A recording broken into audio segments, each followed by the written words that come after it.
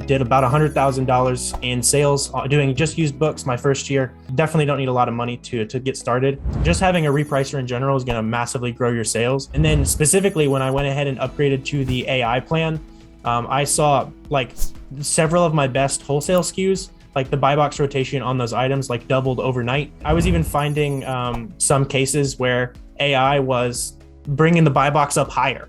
Like I turned it on and then suddenly one of my best items like was selling for $1 more and it was selling faster. I'm like, what is going on here? Hello, welcome to our show, ladies and gentlemen. We have Warner Fields from Fields of Profits. He's 21 years old. He's a mid six figure Amazon seller, and he has really grew his business. He started in Amazon about 3.5 years ago, and he's doing online and retail arbitrage and also wholesale. He has more than 500K sales in Amazon per year. And his goal, which I believe is absolutely reachable with his scale, is to get to a 7-figure seller. He sells all different types of products, so he can teach you how to get gated as well. Let's welcome Warner to the show. Hey, thanks for having me. It's good to be here. So Warner, just to help our audience get to know you a little better, how did you get started selling on Amazon? And could you tell us, a little bit about yourself so we can know where you're coming from? Yeah, for sure. So I started selling on Amazon right after I graduated high school. I had a job at a chocolate factory, and my boss decided that he just hated my guts and fired me. And so I was like, well, it's time to figure out how to make some money on my own. I'm starting college. I don't want to be punching a time clock. And so I was just looking. I wish I could find the original video that got me interested, but I ended up stumbling upon a YouTube video about selling used books on Amazon. So that would have been like right as I was starting college. And I kind of just took it from there. I did the used books for a little over a year, did about $100,000 in sales doing just used books my first year. And I've been, gradually implementing wholesale, online arbitrage and stuff like that ever since. But I've been on Amazon for a little over 3 years now, which kind of puts me up there with compared to a lot of people I talk to. But yeah, it's been a blast. What was the learning curve like? Like my understanding is you sold shoes on eBay before, but then you changed to selling used books and also media on Amazon. What made you change your business model? Yeah, I was, I guess I started doing a little bit of eBay shoes. I didn't ever get anything, significant there, but I wanted the scalability of Amazon. It's just really hard to beat the ability to, ship up, back in the day, it was boxing up like 100 books, 150 books, send it into Amazon. And then it was just, it's over with. Whereas a lot of other platforms, you got to worry about, shipping out individual orders. It's a lot more work to actually get your products up. So it was just kind of a natural progression to see, well, there's way less work involved in the logistical side of Amazon. So I'll go ahead and give this a shot. And it ended up, being a lot more scalable than eBay, in my opinion. Why do you think it's a lot more scalable than eBay? Like what are some of the differences? Like if somebody's getting started, like should they start on eBay or should they start on Amazon? Like what's your take on this? Yeah, eBay is probably better for like a true beginner to start reselling, maybe like start selling a couple items on eBay just from around the house, kind of teach you the process. But in terms of really wanting to build a business, that's what I try to teach people is how to build a business. You can make good money on eBay or even just small scale on Amazon. But if you want to create a business that kind of works for you, there's just so many more, software tools you can leverage. You can leverage other people's time in the form of virtual assistants. Like there's just so many different avenues you can take with Amazon to kind of take yourself out of it and turn that hustle into a business. So that's kind of why I wanted to pursue the Amazon route. It's just a lot easier to get to scale. But how much money did you start, using with Amazon? Like, do you need a large amount of money to get started? How much money did you start your Amazon business with? Yeah. So, I mean, like I said, I just graduated high school. So I was, I was not rolling in it. I started with, I think I had like $2,000 in my bank account when I started. So I don't know exactly what I started with, but that's what I had. So I just went out, bought used books, spending $100 on used books probably hurt a little more than it would now. But yeah, you definitely don't need a lot of money to get started. Especially since I did books, those are like $1, $2 a piece. Really cheap mistakes. That's why I recommend people still kind of get started there. But yeah, it does not take a lot to get started, even if you do start with some kind of arbitrage. You talk about that in some of your videos where you said that you used to spend $100 and you had to think about it. And then now you're spending like thousands and it's immediate and you know exactly what you need to buy.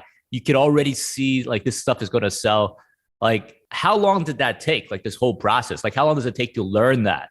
Yeah, I mean the learning curve on Amazon, I've been calling the learning curve a wall lately. It's like as soon as you start, you just got to figure out so much stuff at once. But as far as like I've been doing it for years now at this point. It's just a matter of putting in reps. I'm young, I'm a little crazy. I probably work too hard. So being able to put in just hours into the business on the front end is going to pay dividends. Later down the road where you have a product catalog, we're able to just restock things that you've already found earlier on.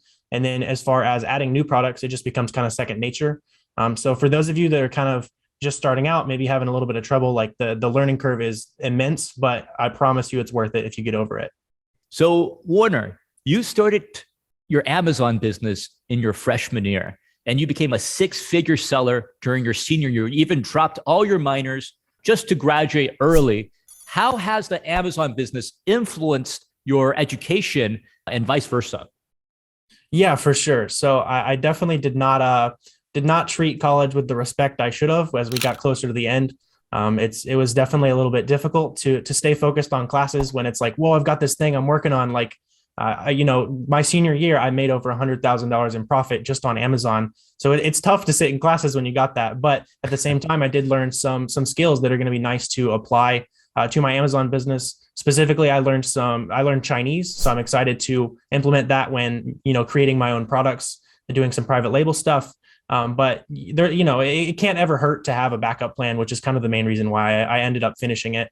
But yeah, I mean, it is what it is. I've got the degree and the knowledge to go along with it. What impresses me is you finished your school, because so many of the Amazon sellers I talk to, they drop out. That's typical, but you actually finished your education. So you do have that backup. I'm wondering, like, how did you scale up your business so quickly? Because my understanding is in the last year, you scaled up your business like 4 times. And how has your business model changed? Like I said, I started out in used books, did that for quite a while. The margins are awesome. Like you can make really good money doing that. But I kind of quickly realized that I would reach a point where the limiting factor was me and the business. So that's where I started to kind of explore things like wholesale and online arbitrage, where I could leverage other people's time, but whether that be using prep centers and having the product just shipped there, or specifically, I was able to hire my sister like a year into the business, started to kind of use some of that time to find more books, find more products. But I really just wanted to figure out a way that I could leverage other people's time, which now for me, that looks like hiring several virtual assistants. I've got a double-digit team of virtual assistants that help my business. To the point where I'm really not doing a lot of the day-to-day tasks. It's more, I just spend money, monitor the account, and the rest of the tasks that I get to work on are kind of growth tasks. So from here, it's just a matter of continuing to deploy the other people's time. That's kind of how I look at my Amazon business. Again, like I said, you can make great money as a hustle, but if you want to treat your Amazon business like a business, it's really, really important to leverage other people's time and use your business as a vehicle to leverage other people's time. So for me, that means hiring people to source products for me. That's kind of the bulk of what they do for my business. I'll have them managing my account and stuff like that at some point. But, like just the ability to leverage other people's time is kind of the main reason why I was looking to transition. So what are some tasks that you think could be outsourced? And what are some tasks that you still got to do yourself? You consider that's called growth. What are the differences for our audience to understand? Yeah. So like if you have a task that you're doing in your business that could be easily, you could write a document or record a video about what you're doing, give that to somebody else, and they can do 80% as good of a job. That's probably a good sign that you should just let someone else handle it so that you can focus on other things. So specifically for me, instead of finding products to sell, digging into, Amazon listings all day, that frees up my time to do things like chasing down some new wholesale contacts. I'm working on developing a private label product this year, and it also frees up my time to do things like this interview and help other people sell. But yeah. So if the stuff could be easily, repeatable, it doesn't need a lot of very technical, like it doesn't need a lot of expertise. That it can be trained, that they could do it 80% as good as you can, then that's something that you would outsource. And then you focus on things that you can grow. You can grow your channel, you can grow your business, you can find wholesale contacts, or even do private label. Is that what you're saying? Yeah. I mean, like I said, anything that you're spending probably too much time yourself and it's a relatively simple task, it's a great thing to outsource. And product sourcing and product prepping are kind of the two easiest things to outsource, and that's those have been two great ways to take myself out of the business. That's fantastic. Talking about products, like what kind of products does your company sell now? Anything that's profitable. I mean, you can get into the weeds and kind of specifically niche down, especially if you're wanting to develop some kind of company that has a lot of wholesale accounts. It might make sense to narrow down into like a camping niche. But for where I'm at in my business, I don't really stick to any specific niche. One thing I will say is if you are looking at getting started or you're just getting started, it is not a horrible idea to stick to a niche that maybe you're personally interested in. So for example, if you really like shoes, go try to find the cheapest places to buy Nike shoes and try to find those listings on Amazon, see if there's a profit. That might keep you kind of interested as you start. And then you'll start to realize that, oh, the products are kind of just data points. So I'm just going to treat it like that and grow my business. But niching down in the beginning is a pretty fun way to stay interested that I know a lot of people have used. A little bit more about that. Like talk about niches, because let's say if I'm a new Amazon seller and I'm a little bit scared to get into the Amazon business because there's much larger sellers like you. Like, what would you say to somebody in that situation? Because you're getting wholesale contacts, you're getting better prices than me. What would your suggestion be for someone who's small, who's just starting out? I mean, there's always going to be opportunity out there. There's millions of products on Amazon, so you're always going to be able to find, those arbitrage opportunities. Just start out selling what you can. Like I started out just selling used books. I wasn't ungated in any of the major categories for well over a year. Like I hear a lot of people say, "Oh, I can't sell anything." Well, neither could I, or neither could your other other people you see on YouTube. They all started with the same thing as you. So just start out selling what you can. And then eventually your knowledge will progress. You'll be able to get those ungates, and that'll unlock more potential for you. It's kind of like having a long-term perspective, like you're training at the very start. And then you keep going and you keep switching products until you find a product that, is profitable. And then you get expertise in that specific niche. I'm asking you, someone like you, like how do you avoid competition, severe competition when you're sourcing? Like for example, books, we talk about books, and some of the books, there's 40 or 50 people selling and making the offers on those books. Could you give our audience some tips about how you do sourcing? Yeah. So as far as competition goes, I know a lot of people will try to be like, oh, I'm not going to sell anything that, 40 people are selling or 40 or more people are selling. But personally, like the only reason you should care about the number of sellers on a listing is how that relates to the total number of sales on a listing. So for example, if I see a product where there's 20 people on it, but it's selling 2,000 times a month, that's pretty interesting. But if it's 20 people on it and it sells 10 times a month, that's a hard pass. So you just have to run that quick division there and make sure that being on that listing is going to be worth your time. Make sure that you'll get your fair share of the sales on that listing. So could you walk us through, like, if you were to do step by step, like if you were to find some random product, what would that process look like? Like what is the steps that you would do if you're just looking for a new product to sell? Yes, sure. So if I'm looking at a new product, first thing I'm looking at is, the cost I can get it for. There's no point in looking further. If I can sell it for 20 and buy it for 15, there's no opportunity there. But if I find a nice profitable product, I'll figure that profitability out just by running it through, a free profit calculator. And then from there, I'll start looking at things like how often it sells, see if there's too much competition. Another thing you're going to want to look at is make sure that it's not a private label product or a controlled product. You can look at some IP databases of past products that other sellers have had complaints about. Make sure that you're not going to run into any headaches there. There's a lot of things to look at, which is why I say the learning curve is a wall. But after you've kind of gone through your checklist there, you'll just figure out how many you should test by. Always place a test by.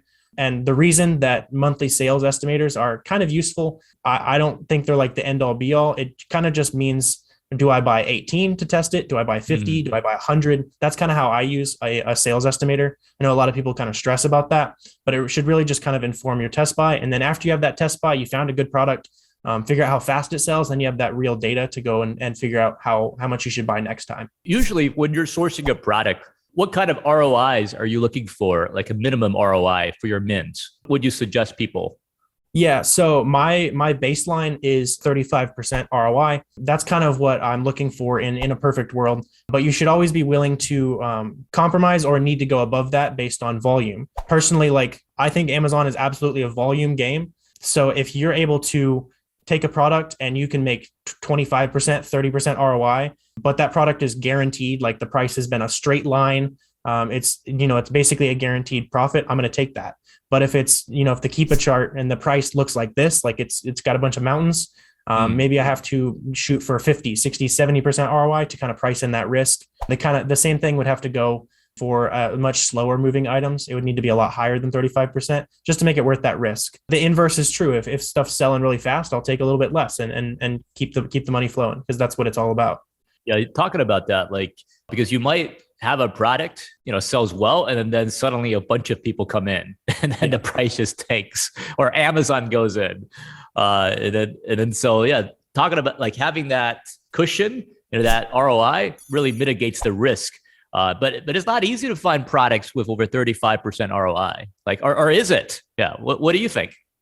So when you first start selling, it'll be super, super hard to find those products. But then, give it a couple months, 6 months, a year, maybe, depends on how long it takes you to really get your systems down. But then the problem will be, I don't have enough money. I'm finding way too much stuff. So then you'll feel silly for you went back when you couldn't find anything to sell. I'm going to ask a question, and then you don't have to answer this if you don't want to, but would you recommend like taking on loans, like credit card debt, like going through other vendors to get capital at a high interest? Yeah. Like let's say 5% interest. I mean, if you're just starting, don't take debt. Like you got to learn the systems. Don't try to, it's not a get rich quick scheme. Like don't try to take the fast lane. You'll get hurt. But if you're at a point in your business where you're at that point where it's like, I need to find money, I know exactly what I'm going to spend it on, then it makes absolute sense to leverage debt. But if you're not at that stage where where you're like, oh my gosh, there's so much opportunity, it's probably not a good time to take debt. So you do have to build the systems up. Like you mentioned that a lot in your videos, in your training as well, so that you can manage that. And I understand that you pay like a 6-figure like credit card. Like, is that something that so you have to really be like pretty good, with your cash flow and everything, right? Like, yeah, I had I think it was like a $125,000 Amex bill back when we were buying products really heavy in November for like Christmas time. It won't be quite that high this month, but yeah, it's definitely a matter of just like it all goes back to creating volume, creating a team that can help you find more products. It's just about building those systems that allow you to get higher and higher. Once you get from $1,000 to like $10,000 a month, you've kind of figured out the basics. So then it just becomes a matter of, okay, I need more people so I can find more products. And then I need, higher credit card limits so that I can, leverage those. And so a cycle continues. How do you build that system? Like, how do you have the discipline? The system works and it runs like a smooth machine. Like, for example, for you, how did you do that in your business?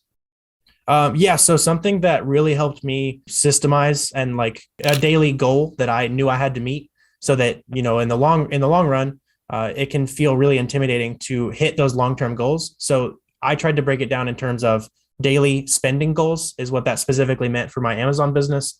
So I kind of ran some calculation. So if let's say I want to sell $1 million on Amazon, for me, that means I have to spend $500,000.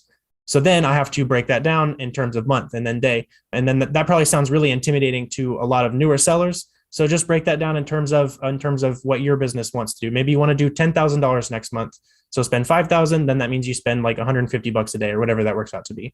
And then just sit at the computer and don't get up until you spent that much money. And once you're in a position in your business where you've got some product catalogs, as far as like products you're already selling, can just buy again, it becomes a lot easier than you might think, where, maybe half or even more than that of the purchasing you do every day is just, I need to buy more of that. That will sustain your business. But breaking down that daily spending goal is an awesome way to make sure you're, meeting those goals you set in the long run. For you, like, what does it mean? Like if you accidentally bought too much? Like what happens? Like when do you start lowering your prices for some of the products that, let's say, doesn't sell? Yeah, so that can happen from time to time for sure. So in that case, like if I get stuck with an item, for me, if I get stuck with an item for more than a month, I'm going to be pretty aggressive with my repricing.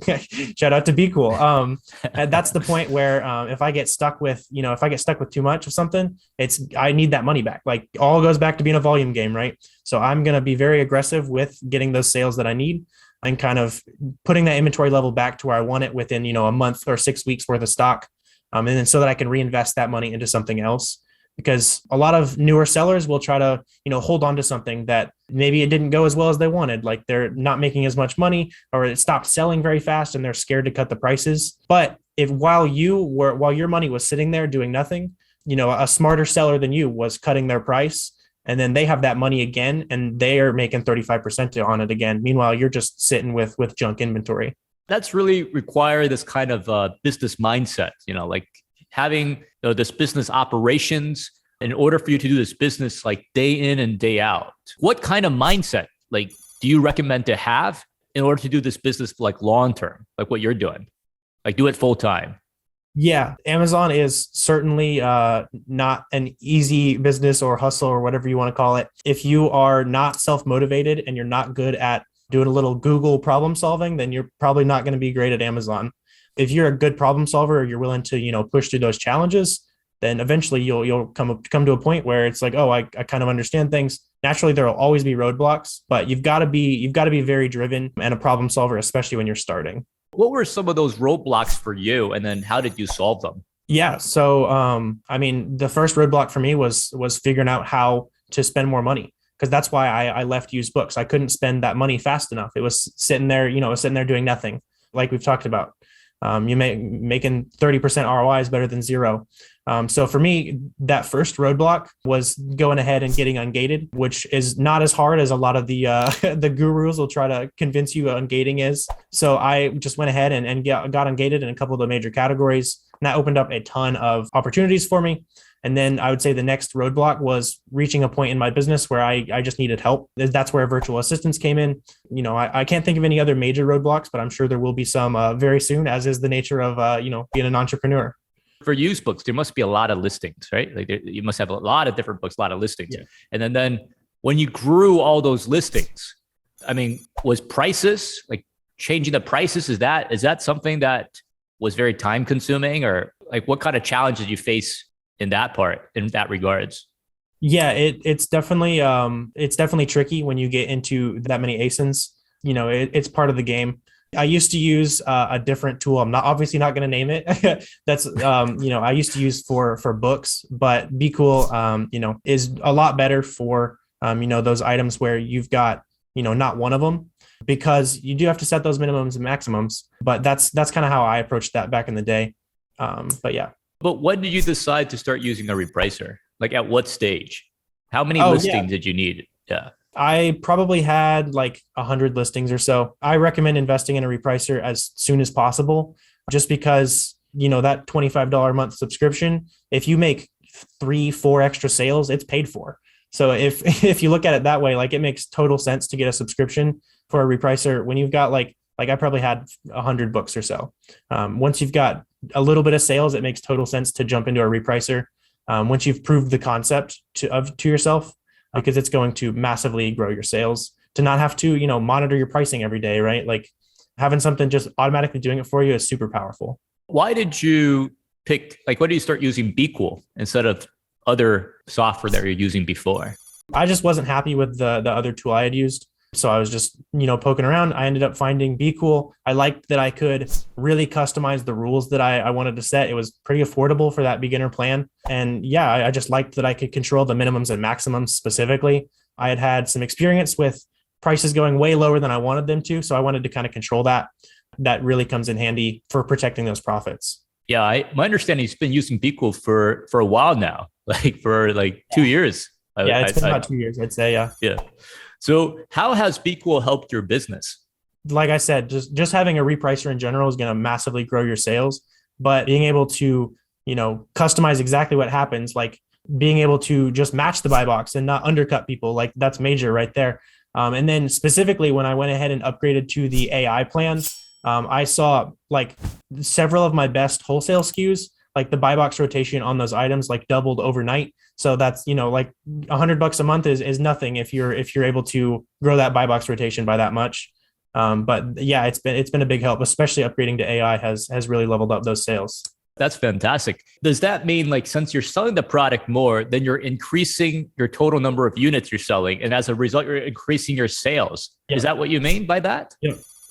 Yeah, I mean, more sales will never hurt anybody, right? And I was even finding some cases where AI was bringing the buy box up higher. Like I turned it on, and then suddenly one of my best items like was selling for $1 more, and it was selling faster. I'm like, what is going on here? But I certainly am not going to argue with it. If you were to put a figure, like how much total sales has increased since using BQool AI Repricer? It'd be hard to put a number on it just because of how fast Amazon businesses grow if you're doing things right. But I will say, like, I remember the month I turned it on, it was like immediately every day was like 25, 30, 35% higher, like just by throwing on AI on some of my best listings. That's amazing. Yeah. How do you pick your rules? You talk about, matching the buy box. You also talk about using AI, but what are some of the things that you do when you're picking the rule? Like, and what are some of the things you consider as well? Yeah. So I certainly use AI on anything that I've bought more than like 20 units or so on, just because it's going to be a lot more powerful than those rules-based repricers. And typically I'll just throw it on like that equalizer plan. And if I come across any cases where maybe I really need to sell an item really fast, maybe I'm stuck with too much of it, I'll go ahead and throw on, the sales booster. If I'm running a little low on stock, I might turn on AI, profit booster or whatever. And then that way it sells a little slower. I get a little bit more profit. It's just, but most of the time it's on equalizer, except for some specific cases. Man, thanks for sharing those tips with our audience. Like they're really going to benefit learning about that. So I want to talk more about Warner as a person. What does a day in Warner's life look like? Yeah. I mean, being an entrepreneur, you get to pick when you start your day. So usually I won't start the day till like 10 p.m. or so. Start by reviewing some of the work my virtual assistants did. I'll, use their work as kind of the beginning of my day. If I need to add new products to my catalog, I'll be like, this virtual assistant found an awesome product, buy a little bit of that. So I'll probably spend, an hour or two just monitoring the Amazon business, meeting that daily spending goal. For me, it's $2,500 a day is kind of the idea of what I'm trying to do to meet my goals this year. But then from there, it's, like I said, I've got a lot of it off my plate. So I'm able to focus on other tasks. Maybe I'll make a YouTube video or I'll make some, make a TikTok or something like that. Most of the day at this point is just working on like those longer term goals. So specifically, like over the last couple of weeks, I've hired 5 new virtual assistants, and that's what I did with most of my week. And we're working on some new things right now. I've been recording a lot of videos for. But it just frees up your time to work on other projects when you do build those systems. So how many hours do you put into your business every week now, and compare that to the beginning? And what about now? So right at the beginning, like I'm a little crazy. I like to hyper fixate on projects and stuff. So I was probably putting in like 40, 50 hours a week easy when I was trying to get started. But now, I've got the lot of stuff in place for me to kind of maintain where my business is at. It's really just a matter of, spending money for an hour, monitoring prices, that kind of stuff. But the majority of my work now is growth oriented. And a lot of that is on my Amazon business. So probably 3 to 4 hours is specifically every day on the Amazon business. But most of that is just growth tasks versus, that the daily maintenance kind of stuff is mostly outsourced, which is really nice. I try to focus as much of my time on, growing rather than working in the business. That totally makes sense. So if you give yourself like a younger yourself, like you go back in time and, for our audience, if you want to give them 3 tips from when you started, what would they be? Can I tell my younger self to buy crypto first? Okay. Yeah. Bitcoin, right? Yeah. NFTs. Yeah.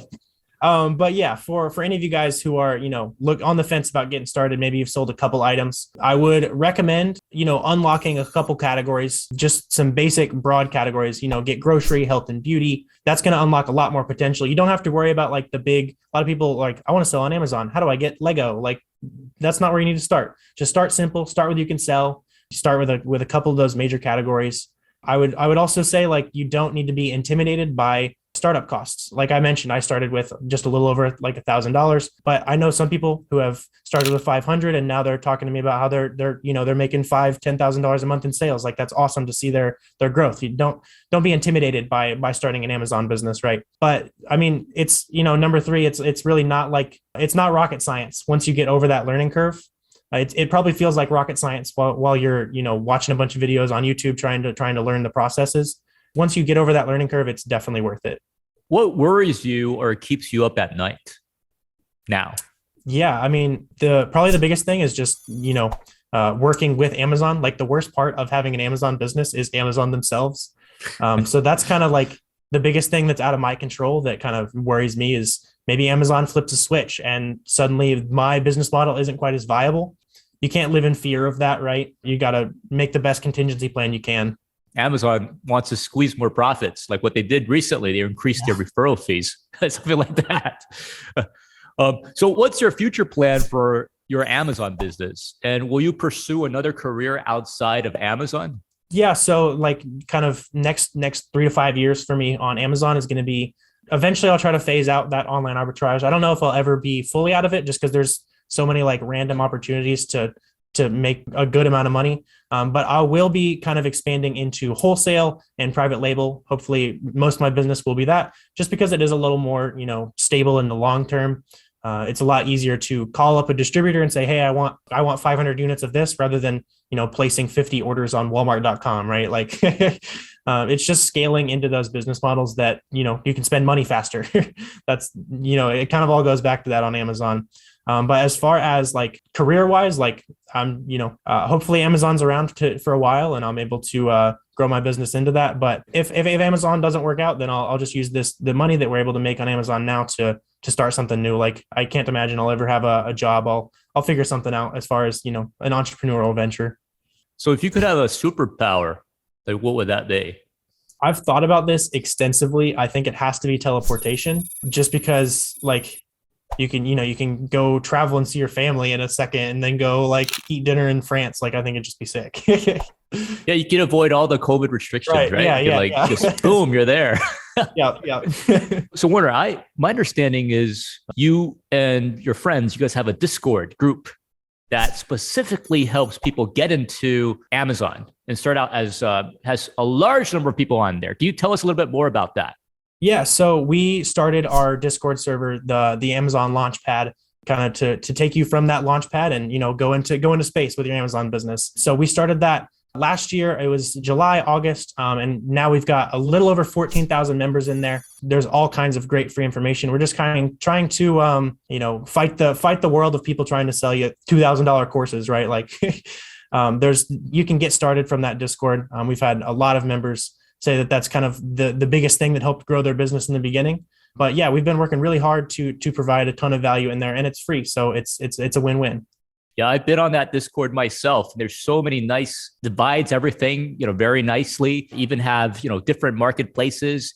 And, it's a great resource, really. It's a great resource. And there's tons of value in there.